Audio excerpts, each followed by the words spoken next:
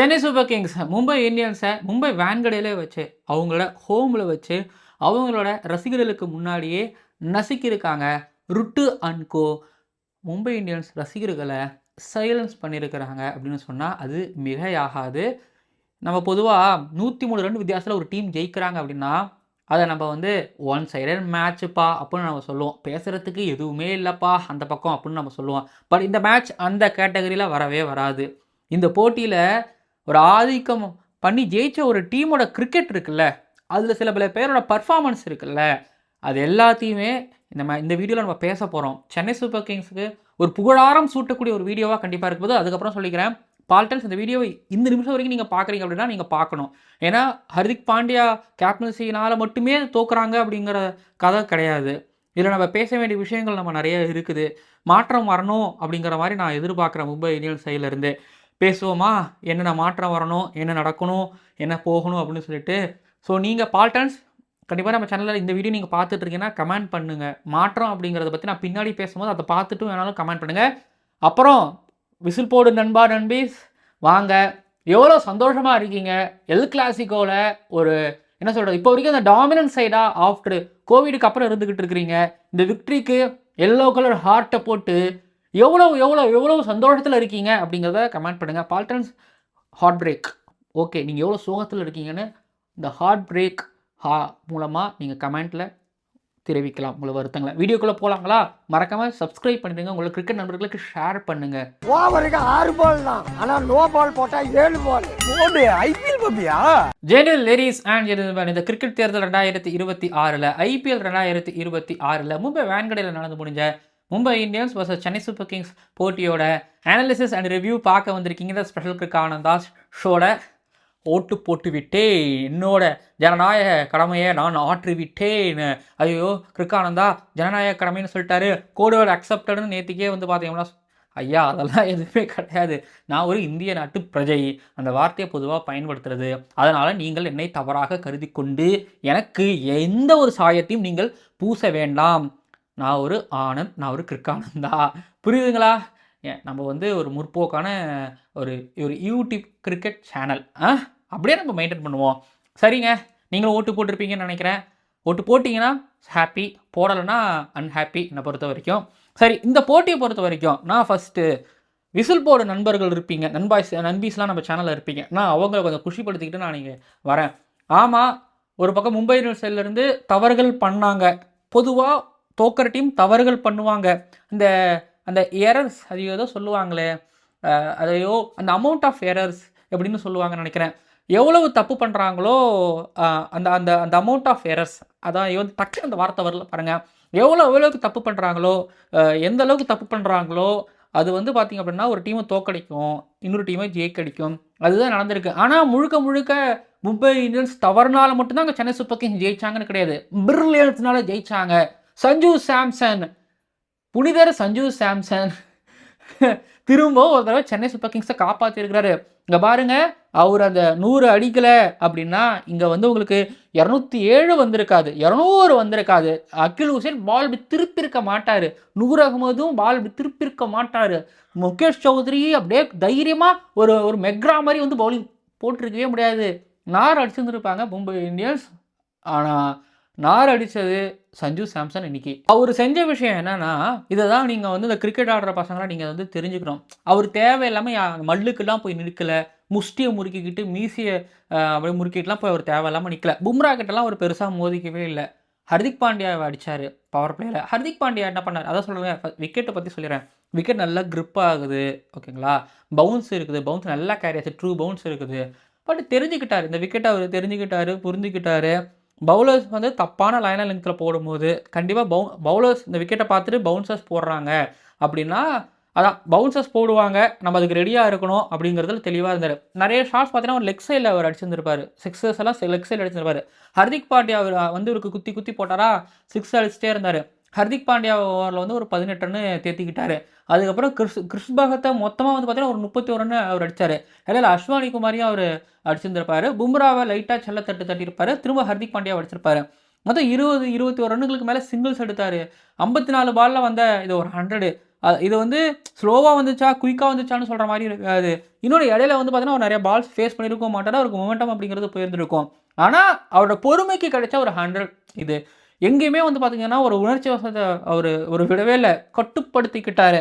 ஒரு பக்கம் ருட்ராஜ் கேக்வாத் அவுட் ஆவார் அடிச்சுட்டு, டக்குன்னு சர்ஃப்ராஸ் கான் அடிச்சுட்டு அவுட் ஆவார். ஒரு பக்கம் விக்கெட் போயிட்டே இருக்கும்போது என்னடா விக்கெட் போயிட்டே இருக்குதே நம்மளும் அடிக்கணுமே அப்படின்னு ஒரு பொறுமை இழப்பாங்கல்ல.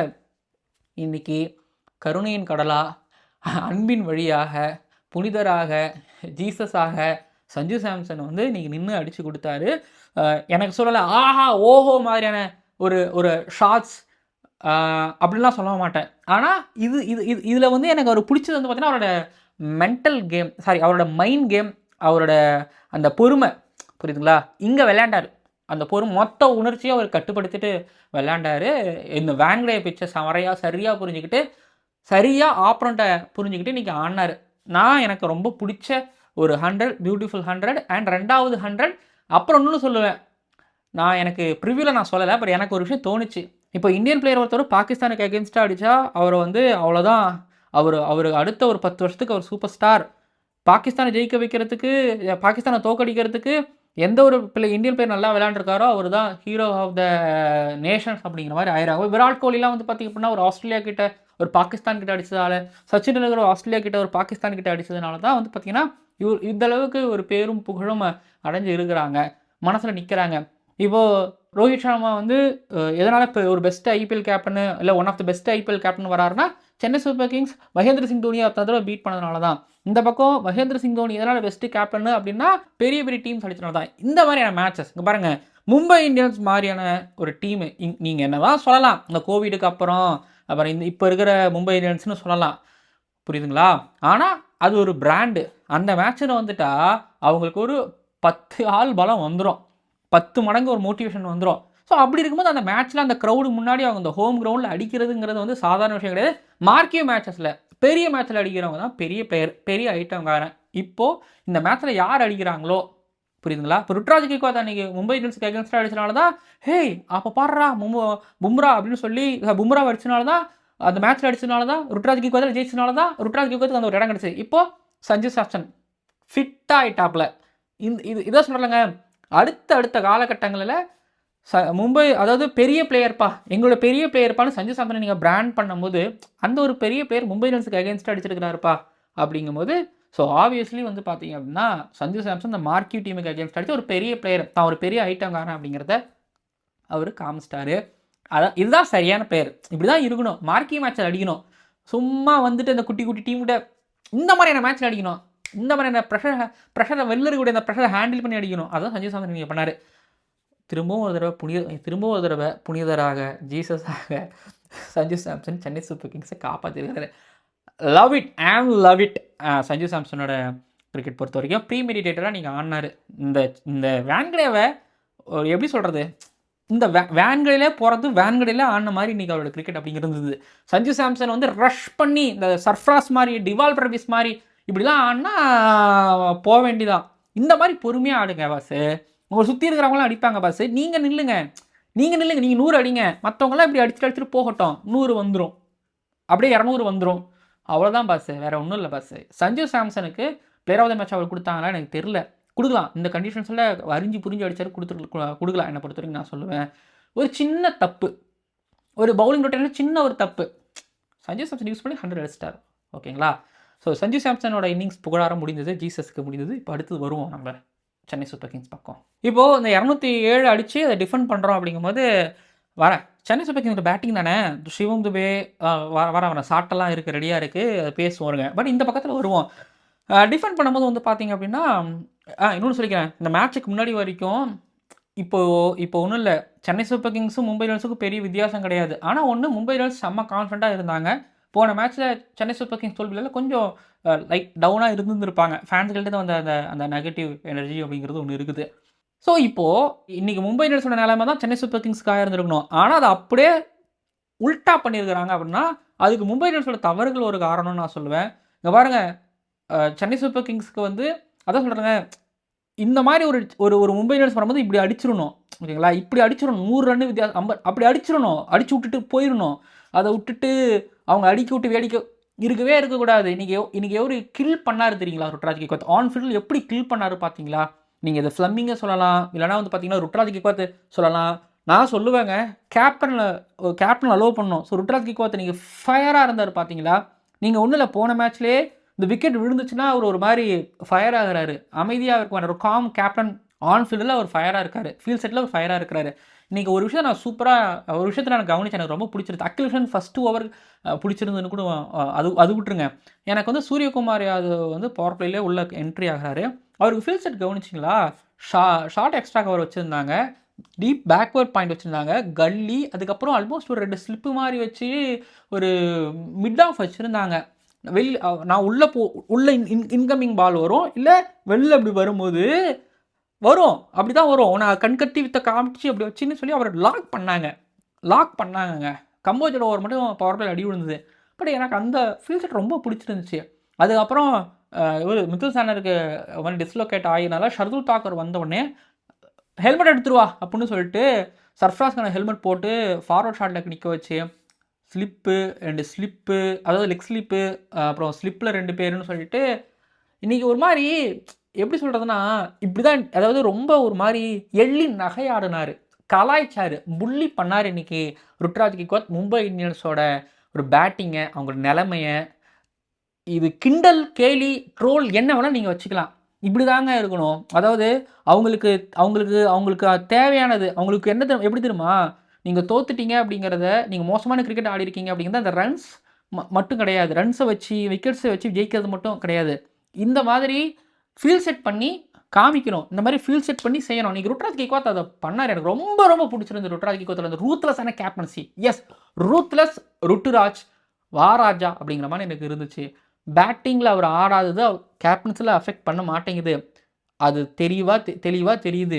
இந்த தப்பு பண்ணுறது அன்றைக்கி மேத்யூ ஷாட்டுக்கு ஒரு ஓவர் எக்ஸ்ட்ரா கொடுத்தது, ரிஸ்க்கு எடுக்கணுங்க. நான் வரேன், இது ஹர்திக் பாண்டியா விஷயத்தில் நான் பேசாமல் இருக்க மாட்டேன், பேசுகிறேன். அகில் ஹுசேனை எடுக்காமல் வந்தது தப்புங்கிறத திரும்பவும் ஒரு தடவை இருக்குது. கேப்டன்ஸ் தப்பு பண்ணுறாங்க, அதேமாதிரி ருட்ராஜ் கெய்க்வாத்தும் கேப்டன்ஸில் தப்பு பண்ணுறாரு. பட் இன்றைக்கி நான் சொல்லுவேங்க, அகில் ஹுசேன் போட்டிருக்கலாம், ஓகேங்களா, போட்டிருக்கலாம். பட் எனக்கு இந்த கேப்டன் வந்து நீங்கள் ஒரு பிளான் ஒன்று பண்ணாரு பாருங்கள். நூர் அகமது எடுத்துகிட்டு வரலங்கிற கேள்வி நீங்கள் வரல. நூர் அகமதுக்கு முன்னாடி வந்து முகேஷ் சௌத்ரி நான் முடிச்சிடணும், ஒரு மாதிரி பாம்பு விட்றாப்பில் இந்த மகாராஷ்டிராக்காரன் இங்கே வந்து. ஸோ அப்போ நான் முடிச்சிடறேன் அந்த பவுலரை. முடிச்சதுக்கப்புறம் இப்போது முகேஷ் சௌத்ரியோட பவுலர்ஸோட எக்ஸிக்யூஷன் ஓகே, பட் அவங்க பிளான் சக்ஸஸ் ஆகுது இல்லை, அதெல்லாமே சக்ஸஸ் ஆகிறதுனால தான் அகில் ஹுசேனுக்கும் விக்கெட் டக்குன்னு விழவும் ஆரம்பிச்சிச்சு. ஸோ அந்த இடத்துல கேப்டன்சி வேறு மாதிரி கேப்டன்சி, புள்ளி பண்ணார், மோங்க் பண்ணார், ரூத்லெஸ்ஸாக இருந்தார். ருட்ராஜ் கெய்க்வாத் ஆன் ஃபீல்டில் கலக்கி தள்ளிட்டார். கேப்டனுக்கு மரியாதை மாலை வச்சுக்கிறேன். நீங்கள் என்ன நினைக்கிறீங்கிறத கமெண்ட் பண்ணுங்கள். ருட்ராஜ் கெய்க்வாத்துக்கு பேசுங்கப்பா, கீழே கமெண்ட் பாக்ஸில். பண்ணலாம்னா மட்டும் திட்டுறீங்கல்ல, பண்ணியிருக்கிறாரு, பேசுங்க. சரி வரேன், பவுலர்ஸ்கள்கிட்ட வரேன். கேப்டனுக்கு மாலை மரியாதை. பட் எனக்கு பவுலிங் ரொம்ப பிடிக்கும், ஃபாஸ்ட் பவுலிங் ரொம்ப பிடிக்கும், எனக்கு வான்கடே விக்கெட் ரொம்ப பிடிக்கும், இந்த மாதிரி விக்கெட் ரொம்ப பிடிக்கும். எனக்கு வந்து பார்த்தீங்க அப்படின்னா இந்த விக்கெட்டில் நீ நல்லா பேட்டிங் பண்ணினா ரன்ஸ் வரும், ஓகேங்களா. நல்லா பவுலிங் நெருக்கி பிடிச்சி பவுலிங் போடு, நெருக்கி பிடிச்சி பவுலிங் போடு. உங்கள் பவுன்ஸ் இருக்குது, ட்ரூ பவுன்ஸ் இருக்குது, கிரிப் ஆகுது. அப்படிங்கும்போது ஐயோ சூப்பரான ஒரு விக்கெட்டுங்க. அந்த விக்கெட்டில் அகில் ஹுசேனோட பால் டேர்ன் ஆச்சு பாருங்கள், டேர்ன் ஆச்சு. ஒரு மாதிரி முகேஷ் சௌத்ரிக்கு பவுன்ஸ் இருந்துச்சு, ஒரு மாதிரி குயிக்காக சர்க்கிள் வந்து ஜிப் ஆச்சு. எனக்கு அப்படி பிடிச்சிருந்துங்க, அப்படி இருந்தது. இந்த ரெட்டையர்கள் 2 பேர் அந்த மிடில் ஓவர்ஸில் ஒன்று பண்ணாங்க பாருங்கள், அது ஆலம். அகில் ஹுசேன் தான் கண்ணுக்கு ஃபுல்லாக தெரியாரு. அகில் ஹுசேன் முதல் ஓவரில் பவர் பிளேயில் போட்டு முடிச்சுட்டு திரும்பி வராரு, இந்த 11ஆவது ஓவருக்கு மேலே அவர் வராரு. ஆனால் எனக்கு என்னமோ அகில் ஹுசேன் வந்து இல்லை 15 ஓவரில் ஒரு 7-8 ஓவர் அவர் போட்ட மாதிரி இருந்தது. அவர் ஆடினா சென்னை சூப்பர் கிங்ஸ் ஜெயிக்கிறாங்க, அவர் ஆடினா சென்னை சூப்பர் கிங்ஸ் ஃபேன்ஸ் ஆடினே இருப்பேன்னு ஆடிக்கிட்டு இருக்கிறாங்க. இன்னைக்கு சொல்கிறாங்க, ஃப்ரீ விக்கெட், இலவச இணைப்பு மல்லேஸ்வர். அவர் ஒன்றும் இல்லைங்க, இந்த மாதிரி நியூ கம்மர் வந்து சும்மா சப்புன்னு பேட்டை சுற்றி அடிச்சிட்டாங்கன்னு வைங்களேன், அதை பார்த்துட்டு சீனியர் கிரிக்கெட்டர்ஸுகளுக்கு வந்து அப்படி ஷோல்டரை உயர்த்திடுவாங்க. ஆனால் மல்லேஸ்வர் வந்து எடுத்தாரா, முடிஞ்சிச்சா, அதுவும் ஸ்லிப்பு வச்சு எடுத்தாரா, சூப்பராக எடுத்துட்டாரா. அதுக்கப்புறம் வந்து பார்த்தீங்க அப்படின்னா கண்டிப்பாக அந்த இடத்துல நான் Mukesh Chowdhury queen de Kock wicket எடுத்ததுக்கப்புறம் திரும்பி நமன்தீர் இங்கே சாண்ட்னர் தைரியமாக போட்டார், அதே போல் அகில் ஹுசேனும் தைரியமாக போட்டார், அக்ராஸ் சுற்றினார் போல்டு. நமன்தீர் அன்னைக்கு பார்த்தீங்கன்னா திலக் வர்மாவுக்கும் நின்று விளாண்டு கொடுத்தாரு, டிகாக்கும் விளாண்டு கொடுத்தாரு. Wicket crucial, 3 wicket power play எடுத்தாச்சு. அதுக்கப்புறம் இங்கே முகேஷ் சௌத்ரி அவரோட எக்ஸிக்யூஷன் தான். பால் எனக்கு என்னமோ 8வது ஓவரில் பால் சாஃப்டாக இருக்குமோ 7வது ஓவரில் பால் சாஃப்டாக இருக்குமோ நினைக்கும் போது இல்லை, சர்க்கு சூப்பராக செம்மையாக தெரிக்க விட்டாருன்னு வச்சுக்கலாம்.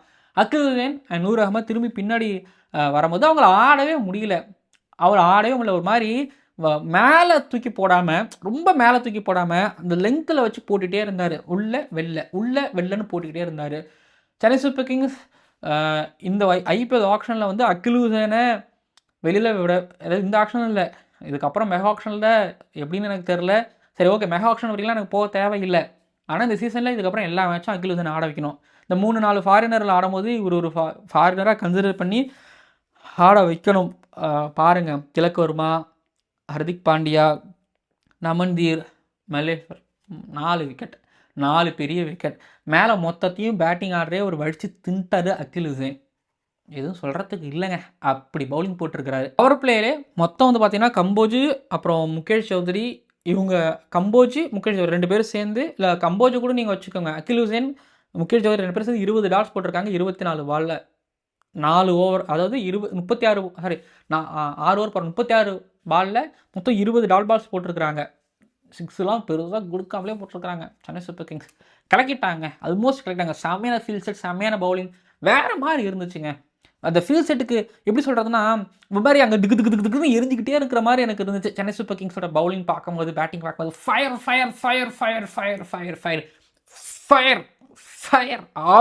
ஃபயர். சென்னை சூப்பர் கிங்ஸோட பவுலிங் ஃபீல்டிங் பார்க்கும்போது அவ்வளோதான். நான் வேறு எதுவும் சொல்லி விரும்பலை. பட் துபே பேட்டிங் வருவாங்கங்க அப்படின்னு கூட வச்சுக்கோங்களேன். நீங்கள் என்ன பண்ணுவீங்க? துபேவை நம்பி தான் ஆகணும். நீங்கள் துபேவை ட்ராப் பண்ணவே முடியாது. துபே நீ ஆடி தான் ஆகணும் அப்படிங்கிற கட்டத்தில் இருக்காங்க. இப்போ அடுத்து தோனி வருவார், கார்த்திக் சர்மா உட்கார வச்சுட்டு தோனி ஆட வைப்பாங்க. அவ்வளோதான். டீம் பாசிட்டிவாக இருக்காங்க, டீம் ரூத்லெஸ்ஸாக இருக்காங்க. தோனி இல்லாமல் டீம் நல்லா ஆடுது, ஹாப்பி, அவ்வளோதான். இதுக்கு மேலே நீங்கள் கம்ப்ளீட்லாம் வைக்காதீங்க. துபே ஆடலையா, ஆடி தான் ஆகணும். அவர் ஆட வைக்கிறதுக்கு எவ்வளோ சப்போர்ட் பண்ணுவோம் அதை பண்ணுங்கள், அவ்வளோதான் சொல்லுவேன். சென்னை சூப்பர் கிங்ஸ் பொறுத்த வரைக்கும் வேறு எதுவும் என்ன சொல்ல வைக்காதீங்க. ருட்ராஜ் கேக் பார்த்தா அவர் ஆடலை, அதான் சொல்கிறேங்க, எங்கள் இந்த பர்ஃபார்மன்ஸ் இங்கே வரலை அப்படிங்கிறது எல்லாமே பிரச்சனை தான். வந்து தான் ஆகணும், ஆடி தான் ஆகணும், இவங்க தான் ஆட போகிறாங்க, விட்டுருங்க. இங்கே நான் மும்பை இந்தியன்ஸ் பக்கம் வரேன். இப்போ மும்பை இந்தியன்ஸ் 103 ரன் வித்தியாசத்தில் தோற்றுட்டாங்க. போன மேட்ச் 99 ரன் வித்தியாசத்தில் ஜெயிச்சவங்க. இப்போ அப்படியே அந்த நெட் ரன் ரேட்டை விட்டாங்க. ஹர்திக் பாண்டியா தோல்விக்கு காரணமா அப்படின்னு நீங்கள் கேட்குறீங்களா? அந்த கிறிஷ் பகத்துக்கு வந்து ஓவர் கொடுத்தது, 2 ஓவர் டெத் ஓவரில் கொடுத்தது, அஸ்வினிக்கு வந்து ஒரு ஓவர் கொடுத்தது, இதெல்லாமே நீங்கள் பார்க்கும்போது ஏன் ஹர்திக் பாண்டியா வரமாட்டேங்கிறாரு அப்படிங்கிற ஒரு கேள்வி எனக்கு அந்த கேள்வி இருக்குது. இதுக்கு முன்னாடி நான் சொல்கிறேன், போன சீசன்லையுமே தேவைப்பட்ட நேரத்தில் ஹர்திக் பாண்டியா வந்து டெலிவரி பண்ணது கிடையாது. இந்த இடத்துல நான் ஒரு விஷயத்தை சொல்லிக்கிறேன். இதுக்கு அதாவது மகேந்திர சிங் தோனி அவர்கள் வந்து அப்போ ஒரு கேப்டனாக இந்தியாவுக்கு இருக்கும்போது என்ன பண்ணுவார்னா, இந்த யங்ஸ்டர்ஸ் பக்கம் அந்த ப்ரெஷரை போடுவார். அந்த ப்ரெஷரில் அவங்க அதை டெலிவரி பண்ணி ஆகணும். ஸோ அவங்க ப்ரெஷரில் அந்த டெலிவரி பண்ணும்போது அவங்களால வந்து கற்றுக்க முடியும். இப்போ மும்பை இந்தியன்ஸ் 103 ரன் வித்தியாசத்தில் சென்னை சூப்பர் கிங்ஸில் ரொம்ப மட்டமாக தோற்றுருக்காங்க, படு கேவலமாக தோற்றுருக்காங்க. ஏன்னா ஹர்திக் பாண்டியா தான் காரணமா, அவரோட முடிவுகள் தான் காரணமா? இந்த டெத் ஓவரில் கிறிஷ் பகவத்துக்கு ஓவர் கொடுத்ததோ, அதுக்கப்புறம் வந்து அஸ்வினிக்கு ஒரு ஓவர் கொடுத்ததோ, அந்த 3 ஓவரில் ஒரு ஓவர் ஹர்திக் பாண்டியா போட்டிருந்தா என்ன, இல்லை ஹர்திக் பாண்டியா வந்து இல்லை 2 ஓவர் போட்டிருந்தா என்ன அப்படின்னு ஒரு கேள்வி உங்களுக்கு வருது. அந்த ஒரு டெசிஷனால தான் வந்து ஸ்கோர் 200க்கு மேலே போயிடுச்சு. சஞ்சு சாம்சன் 100க்கு மேலே அடித்தார். ஹர்திக் பாண்டியா வந்து இது எனக்கு புரியுது. ஏன்னா போன வருஷமே வந்து பார்த்திங்க அப்படின்னா ஜிடிக்கு அகேன்ஸ்டாக மழை வந்த மேட்ச்சில் தீபக் சார் காலை பிடிச்சிட்டு வந்து ஓவர் போட்டார். அந்த ஓவரில் ஒரு ஹர்திக் பாண்டியா போட்டிருந்தா மேட்ச் ஜெயிச்சிருப்பாங்க. இந்த மாதிரி அவர் முன்னாடி வர வேண்டிய ஒரு மாதிரி ப்ரெஷர் சுச்சுவேஷனில் அவர் வரமாட்டேங்கிறாரு. இன்றைக்கும் நீங்கள் அதை பார்த்துருப்பீங்க. இன்றைக்கி அதான் சொல்லலை, இன்றைக்கி இது தொடர்ந்துக்கிட்டே இருக்குது. இந்த மாதிரி அவரோட கேப்டன்ஸில் நடக்கக்கூடிய அந்த எரர்ஸ் இதனால் தோக்குறாங்க அப்படின்னு நான் ஒன்று சொல்லணும்னு நினைக்கிறேன். இன்றைக்கி ஹர்திக் பாண்டியா போட்டிருக்கலாம், ஒரு ஓவரில் 2 ஓவர் போட்டிருக்கலாம், வச்சுக்கோங்க. இன்றைக்கி கிறிஷ் பகவத் தேவைப்படலைன்னா கூட நீங்கள் வச்சுக்கோங்க. அவர் 2 ஓவர் போட்டிருக்கலாம் கூட நீங்கள் வச்சுக்கோங்க. பட் நான் நிறைய கேப்டன்ஸ் பார்த்துருக்குறேன், அவங்க வந்து அந்த யங்ஸ்டர்ஸுக்கு மேலே அந்த ப்ரெஷரை எடுத்து போடுவாங்க.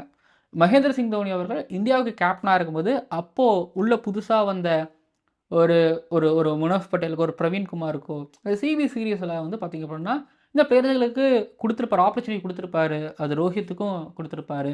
ஸோ கொடுக்கும்போது அவங்க அந்த ப்ரெஷரில், அதாவது மொத்த ப்ரெஷரையும் அவங்கக்கிட்ட கொடுத்துருவாரு. ஸோ அவங்க அதில் வந்து டெலிவரி பண்ணுவாங்க, அவங்க ஒரு பெஸ்ட்டாக வருவாங்க. இது ரோஹித் பண்ணியிருக்கிறாரு, இது விராட் கோலி பண்ணியிருக்கிறாரு, இது தோனி பண்ணியிருக்காரு, பெஸ்ட்டான எல்லா கேப்டனும் பண்ணியிருக்கிறாங்க. இதை ஹர்திக் பாண்டியா இன்றைக்கி பண்ணாரோ எனக்கு அப்படி தோணுச்சு. போட்டார், நல்ல பேஸ் இருந்துச்சு கிறிஷ் பகவத் கிட்ட. பட் அந்த லைனை அவர் மிஸ் பண்ணார். இந்த இடத்துல நான் ஹர்திக் பாண்டியா அந்த இடத்துல அந்த ஓவர் கொடுத்துருக்கக்கூடாது அப்படின்னு நீங்கள் சொல்கிறீங்கன்னா, நான் அந்த இடத்துல கிறிஸ் பகவத் நல்லா போட்டிருக்கணும் அப்படின்னு நான் சொல்லுவேன். ஆமாம், இந்த மாதிரி சுச்சுவேஷன்ஸ் தான் வரும். இந்த மாதிரி சுச்சுவேஷனில் நீங்கள் போட்டு காமிக்கணும். அப்படி நீங்கள் போடலை, இங்கே நீங்கள் போடலைன்னா வேறு எங்கே நீங்கள் போட போகிறீங்க சொல்லுங்கள். இந்த மாதிரி எனக்கு வந்து விக்கெட் 3 எடுத்துருந்துருக்கணும். நான் வந்து அப்புறம் வந்து பவுலிங் போடுவேன், செட் ஆகிருக்கணும் அப்படின்னு ஒரு கிரிக்கெட் ஆட வந்தால் இந்த இடத்துல கிரிக்கெட் ஆடவே முடியாது. யாராலையும் சர்வை பண்ணவே முடியாது. ப்ரெஷரில் நீங்கள் டெலிவரி பண்ணி ஆகணும் அப்படின்னு நான் சொல்லுவேன். ஹர்திக் பாண்டியா தப்பு பண்ணியிருக்காரு. பட் இங்கே பிளேயர்கள்ட்டையும் தப்பு இருக்குங்கிறதையும் நான் சொல்லுவேன். அது ஒன்று கண்டிப்பாக சொல்லுவேன். ஹர்திக் பாண்டியா ஒரு ஓவர் போட்டுருக்கணும். என்னை பொறுத்த வரைக்கும் அங்கே அந்த இடத்துல பிளேயர் டெலிவரி பண்ணியிருந்துருக்கணும். பிளேயர் அதாவது அஸ்வினி குமார் விக்கெட், அது அஸ்வினி குமார் அந்த இடத்துல ஒரு ஓவர் அடி விழுந்தது இல்லை, அந்த ஓவரை பாண்டியா போட்டுருக்கலாம்னா அஸ்வினி குமார் அந்த மேட்ச்சில் ஆல்ரெடி டாக்டிக்கலாக போட்டு விக்கெட் எடுத்துருந்துருக்கணும். டெவால் பிரவிஸோட விக்கெட் வந்து போன மேட்ச்சில் அவர் ஒரு மாதிரி அதிகமாக விக்கெட் எடுத்துருந்தா இருக்கும்போது இவர் தான் எனக்கு இப்போ இன்றைக்கி லீடிங் ஸ்ட்ரைக் பவுலர். இப்போ இன்றைக்கி இவர் தான் எனக்கு ட்ரெண்ட் போல்ட் மாதிரி. ட்ரெண்ட் போல்ட் இருந்தால் நான் ட்ரெண்ட் போல்ட் ஓவர் கொடுத்துருப்பேன். அந்த மாதிரி தான் இன்றைக்கி அஸ்வினி குமார் அவர் அடி வாங்கிட்டார். அதுக்கு ஒன்றும் பண்ண முடியாது. அவர் சரியாக போட்டது இருக்கணும். ஸோ ஹர்திக் பாண்டியா மேலே இப்படி ஒரு தவறுனா, ஹர்திக் பாண்டியா நம்புறார்ல, அந்த நம்புகிற பிளேயர்ஸ் இவங்க தான் டெலிவரி பண்ணியிருக்கணுங்கிறத நான் சொல்லுவேன் ஒரு பக்கம். இன்னொரு பக்கம் நீங்கள் ஹர்திக் பாண்டியா கேப்டன்சி 200 போச்சுன்னா இப்போ 200 போச்சுன்னா உட்காந்துருவீங்களா? எனக்கு புரியல. நீங்கள் கிரிக்கெட் விளையாடுறீங்களா, நீங்களும் அப்படியே உட்காந்துருவீங்களா? போன இன்னிங்ஸில் அப்படி தப்பு பண்ணிட்டாங்கன்னா அந்த இன்னிங்ஸ் அது முடிஞ்சு போச்சு. இந்த 207 நீங்கள் சேஸ் பண்ணும்போது மும்பை வான்கடே இது உங்களோட ஹோம் கிரவுண்டு. நீங்கள் பல 100 அடிச்சிருக்கீங்க, பல 6 அடிச்சிருக்கீங்க. இந்த மாதிரி 200 நீங்கள் அடித்ததே கிடையாது இல்லை வாழ்க்கையில். நான் சூரியகுமாரை அதை பார்த்து கேட்பேன், நம்ரதீரை பார்த்து கேட்பேன், டிகாக் பார்த்து கேட்பேன். இந்த 200 அப்படிங்கிறது இங்கே சென்னை சூப்பர் கிங்ஸ் வந்து இன்றைக்கி 103 வின் பண்ணியிருக்கலாம். ஆனால் இந்த சீசனில் சென்னை சூப்பர் கிங்ஸோட பவுலிங் அகேன்ஸ்டாக 250 அடிச்சிருக்கிறாங்க, 200 அடிச்சிருக்கிறாங்க. ஸ்ரேயாஸ் ஐயர் வந்து கதற விட்டார். ஸோ அப்படி இருக்கும்போது இந்த சூரியகுமார் யாதவ், அதாவது ஃபார்ம் அவுட் ஆன சூரியகுமார் யாதவ், அதுக்கப்புறம் வந்து ஒரு ஒரு ஒரு யங்ஸ்டர் அங்கே தான் மலேஸ்வர், எனக்கு தெரிஞ்சு அவர் ஓப்பனர் ஃப்ரீ விக்கெட் மாதிரி ஆடுறாரு. அப்படி ஆடக்கூடாது. அவர் அடிச்சிருந்துருக்கணும். கார்த்திக் சர்மா நீங்கள் ஏறி ஒரு 6 ஒன்று அடிச்சார் கவர்ஸுக்கு மேலே. அந்த மாதிரி எப்போ தைரியமாக ஆட போகிறாரு? 2 மேட்ச் இந்த மாதிரி வாய்ப்பு கிடைக்காது பஸ்ஸு. இந்த மாதிரியான வாய்ப்பு கிடைக்கவே கிடைக்காது. ஒரு யங்ஸ்டர் பர்ஃபார்மன்ஸ் பண்ண மாட்டார். ஒரு குயின் டிகாக் அடித்தா 100 இல்லை 50 இல்லை டக்கு. இதில் ஒன்று தான், இதில் ஏதாவது ஒன்று எப்பயும் நடந்துடும். 100 மேக்ஸிமம் நடக்காது, ஆனால் மேக்ஸிமம் 0 நடக்கும். ஸோ அப்போ 2 விக்கெட் ஃப்ரீ விக்கெட் மாதிரி. நமன்தீர் இன்றைக்கி அன்ஃபார்ச்சுனேட்லி அவுட் ஆகிட்டார். வழக்கமாக மும்பை இந்தியன்ஸோட பேட்டிங் லைனப்பே வந்து எப்படி ஸ்டார்ட் ஆகும்னா 2வது விக்கெட் 3வது விக்கெட்டில் தான் ஸ்டார்ட் ஆகும். இன்றைக்கி அப்படி தான் ஸ்டார்ட் ஆச்சு. நமன்தீர் அடிக்கலை. சூரியகுமார் யாதவ் கம்ப்ளீட்டாக ஃபார்ம் அவுட்டுங்கிறது தெரியுது. ஏன் ட்ராப் பண்ணக்கூடாது? ட்ராப் பண்ணலாமே. இப்போது மேட்ச் தோக்கும் போது ஒரு ஹர்திக் பாண்டியா மேலே கேஸ் எழுதும்போது ஏன் சூரியகுமார் ஏதோ ஒரு பேட்டர் மேலே ட்ராப் பண்ணலாமே? வேறு பேட்டர் யங்ஸ்டர்ஸுக்கு சான்ஸ் கொடுப்போம் அப்படின்னு போகலாம். என்னை பொறுத்த வரைக்கும் பண்ணலாம். ஏன்னா திரும்ப அது ஒரு ஹர்திக் பாண்டியா மேலே விடியும் போது ஏங்க பிளேயர்ஸ் மேலே விழமாட்டேங்குது? ஏன் விழமாட்டேங்குது? ஸோ ஆப்ஷனில் அங்கே தப்பு கிடையாது. இங்கே பிளேயர்ஸ் பர்ஃபார்மன்ஸ் பண்ண மாட்டாங்கிறதா தப்பு. உங்களுக்கு வந்து நீங்கள் நல்ல கேப்டனாக இருக்கலாம், பட் உங்களுக்கு ஒரு நல்ல டீமாக இருந்தால் தான் நீங்கள் நல்ல ஒரு கேப்டன். நீங்கள் நல்ல டீமே இல்லையே, பிளேயர்ஸ் பர்ஃபார்மன்ஸ் பண்ண மாட்டாங்களே, உங்களுக்கு சுத்தமாக பேட்டிங்கே இல்லாத ஒரு டீம் வந்தால் கேப்டன் பேரும் நாசமாக தான் போகும். ஸோ என்னை பொறுத்த வரைக்கும் இந்த தோல்வி அப்படிங்கிறது ஹர்திக் பாண்டியா பண்ண அந்த கேப்டன்சி தவறுங்கிறது ஒரு பக்கம். அப்படின்னா திரும்ப பேட்டர்ஸுகளும் தப்பு பண்ணுறாங்க. பேட்டர்ஸுகளும் இன்றைக்கி ரெஸ்பான்சிபிளாக ஆகலைங்கிறது தான் நான் சொல்லுவேன். எப்போவுமே ஹர்திக் பாண்டியா பக்கம் தான் கை போகும், விரல் போகும். பட் இந்த தடவை வந்து அந்த 4 இல்லை 5 விரலையும் நான் மும்பை இந்தியன்ஸ் பிளேயர்ஸ் மேலே நான் நீட்டுவேன். பவுலிங்கை கூட விடுங்க. அப்புறம் இன்னொன்று சொல்கிறேன் இருங்க, பேட்டிங்கில் ரன் அடிக்க மாட்டாங்க, பவுலிங்கில் வந்து விக்கெட்டே எடுக்க மாட்டாங்க. இப்போ ஜஸ்பிரீத் பும்ரா விக்கெட்லெஸ்ஸாக இருப்பார். இந்த டைமில் விக்கெட் எடுத்து கொடுக்கணும். இப்போ அகில் ஹுசைன் வந்து விக்கெட் எடுத்து கொடுக்கலையா? நூர் அகமது வந்து விக்கெட் எடுத்து கொடுக்கலையா? முகேஷ் சௌத்ரி வந்து ஒரு மாதிரி டைட்டாக போட்டு போலியா? அதை பண்ணியிருக்கணும். கம்போஜ் வந்து விக்கெட் எடுத்து அதை பண்ணியிருக்கணும். விக்கெட் எடுக்க மாட்டார் ஜஸ்பிரீத் பும்ரா. தான் விக்கெட் எடுக்க மாட்டார் ஜஸ்பிரீத் பும்ரா. ரன் அடிக்க மாட்டார் சூரியகுமார் யாதவ். தடுமாறிட்டு இருப்பார் திலக் வர்மா. ஒரு பக்கம் அங்கே ரோஹித் சர்மா வந்து ஹாம்ஸ்ட்ரிங்னு போயிடுவார். கேப்டன் என்னங்க பண்ணுவார் சொல்லுங்கள்? தப்பு பண்ணுவார். இவர் மேலேயும் தப்பு இருக்குது. எல்லா டீம்லேயும் எல்லா கேப்டனும் தப்பு பண்ணுவாங்க, எல்லா கோச்சும் தப்பு பண்ணுவாங்க, எல்லா மேனேஜரும் தப்பு பண்ணுவாங்க. அதுக்குன்னு ஒருத்தர் மேலே இந்த பாரத்தை வைக்கக்கூடாது. அந்த பக்கத்தில் ருட்ராஜ் கேக்வாட் தப்பு பண்ணால் ஆடி கொடுக்கறது ஒரு சீனியர் பேட்டர் சஞ்சு சாம்சன் இருக்கிறாரு. சொல்லுங்கள். ஆயுஷ் மாத்திரம் யங்ஸ்டர்ஸ் இருந்தார் அடிக்கிறதுக்கு. இங்கே சொல்லுங்கள் யார் இருக்கா? ரோஹித் சர்மா அடிக்க மாட்டார் இல்லை. அதுக்கப்புறம் சூரியகுமாராவது அடிக்க மாட்டார். அப்புறம் திலக் வர்மாவும் கஷ்டப்பட்டுட்டு இருப்பார், அவர் அடிக்க வைக்கணும். பவுலிங்லேயும் கான்ட்ரிபியூஷன் இருக்காது. என்ன பண்ணுறது சொல்லுங்கள்? இந்த ரிசல்ட் தான் கொடுக்க முடியும். ஹர்திக் பாண்டியா மேலே நம்ம சொல்லி பிரயோஜனமே இல்லை. Team team team Mumbai Indians team கடப்பார டீம் இல்லை, கவலை கொடுக்குற டீமாக தான் நான் அந்த டீமை நான் பார்க்குறேன். ஓகேங்களா? என் மனசில் இருக்கிறத நான் பேசணும்னு நினச்சேன். அண்ட் ஹர்திக் பாண்டியாவோட பவுலிங் எஸ் அஃப்கோர்ஸ் முட்டாள்தனமாக இருந்தது. அதனால் இந்த வார்த்தையை நான் பயன்படுத்திக்கிறேன். ஏன்னா ஃபீல்டரே இல்லை, ஷார்ட் பால் போடுவார். டீப் வெளியிலே ஃபீல்டருக்கு மட்டும் ஷார்ட் பால் போடுவார். அது சொல்கிறேங்க, முதல் 2 பாலில் அப்படி அடிச்சு 6 4 கொடுத்துருவார். அதுக்கப்புறம் திரும்ப கம்பேக் எதுக்கு? இது வந்து யார் திரும்ப பண்ணும்? இது யாரும் அண்டர் 14 அண்டர் 30 இல்லை கிரிக்கெட் நாலேஜே இல்லாத ஒரு பவுலர் தான் அதை பண்ணுவாங்க. ஹர்திக் பாண்டியா வந்து பண்ணுவார், மட்டமாக இருக்கும். அதை பண்ணும்போது ஃப்ரீ ஹிட் கொடுப்பாரு, ஒய்டு போடுவார். அதுக்கப்புறம் என்ன சொல்கிறது சொல்லுங்கள், தோத்துட்டாங்க மும்பை இந்தியன்ஸ், மட்டமாக தோத்துருக்குறாங்க மும்பை இந்தியன்ஸ். பட் நான் சென்னை சூப்பர் கிங்ஸ் வெற்றியில் ரொம்ப சந்தோஷமாக அடைஞ்சிருக்கிறேன். கம்ப்ளீட்டாக நல்ல ஒரு கிரிக்கெட் காமிச்சிருக்கிறாங்க. Chennai super kings spinners dominance, Sanju Samson batting, பழைய சென்னை சூப்பர் கிங்ஸ் பார்த்த மாதிரி எனக்கு இருந்தது. ஓஜி பங்காளி சண்டையில் OG Chennai super kings is back victory அப்படின்னு நான் சொல்லுவாங்க. அடியே ஓஜி இஸ் பேக்டியேங்கிறீங்களா? எஸ், நல்லா இருந்துச்சு, நல்ல விக்ட்ரி. ஓகேங்க, வீடியோ நிறைவடைகிறது. ஹாப்பி. அப்புறம் சில பல நல்ல விஷயங்கள் நம்மளுக்காக நடந்துக்கிட்டு இருக்குது. அதெல்லாம் நீங்கள் பார்க்க போகிறீங்க அடுத்த நாட்களில். எல்லாம் உங்களால் தான். நன்றி, ஹாப்பி, ரொம்ப ஹாப்பியாக இருக்கேன். பார்க்கலாம் அடுத்தது வீடியோக்களில். ஓகேங்களா?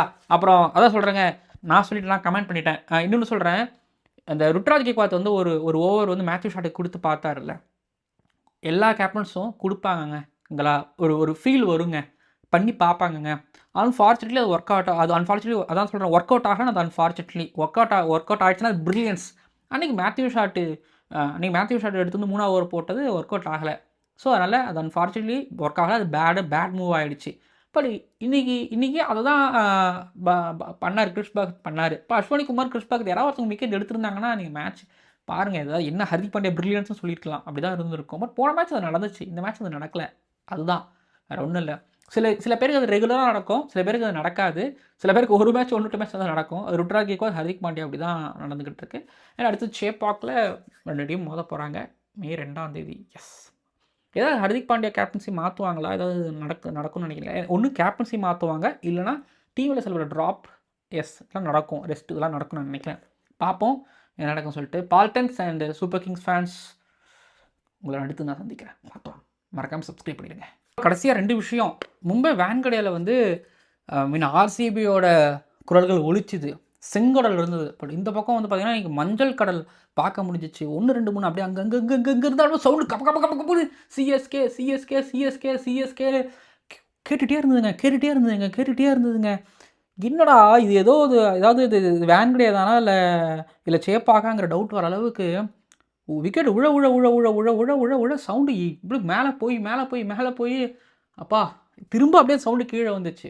பார்த்தேன், வேறு மாதிரி ஃபயர் திரும்ப ஒரு ஃபயர்னா. இன்னொரு பக்கம் முகேஷ் சௌத்ரி கேள்விப்பட முடிஞ்சிச்சு, அவங்க அம்மா இறந்துட்டாங்க. பட் அதெல்லாம் எனக்கு சொல்கிறதுக்கே ஒரு மாதிரி தான் சொல்கிறேன். முகேஷ் சௌத்ரி அவங்க அம்மா இறந்துட்டாங்க, பட் இருந்தாலும் வந்து பர்ஃபார்மன்ஸ் பண்ணி கொடுத்தார். பட் போன மேட்ச்சில் வந்து பார்த்திங்கன்னா ஒரு புவர் பர்ஃபார்மன்ஸ் இருந்துச்சு. பட் இன்றைக்கி வந்து பார்த்திங்க அப்படின்னா, ஸோ 10 மாதம் சுமந்து பெற்றெடுத்த அம்மாவை காட்டிலும் இங்கே வேறு பெருசு எதுவுமே கிடையாது. ஆனால் அம்மா இறந்தும் அவங்க போகாமல் இன்றைக்கி பாருங்கள், இது ப்ரெஷரை தாண்டி இது மொத்தமாக மனசே போயிடும். எதுவுமே வராது, எதுவுமே நடக்காது, அது ஒன்றுமே இருக்காதுங்க. பட் இதில் வந்து அவர் போட்டுட்டு அதில் தீகாக்கோட விக்கெட் எடுத்துகிட்டு அம்மாவுக்கு விக்கெட்டை சமர்ப்பணம் பண்ணாருங்க. வேறு அது எப்படி சொல்கிறதுன்னு எனக்கு தெரில. அது வார்த்தைகளே கிடையாது. அதெல்லாம் போய் பண்ணவே முடியாதுங்க. அந்த மாதிரி நேரத்தில் ஒன்றுமே வராதுங்க, நடக்காதுங்க. பண்ணாருங்க. Cricket is life.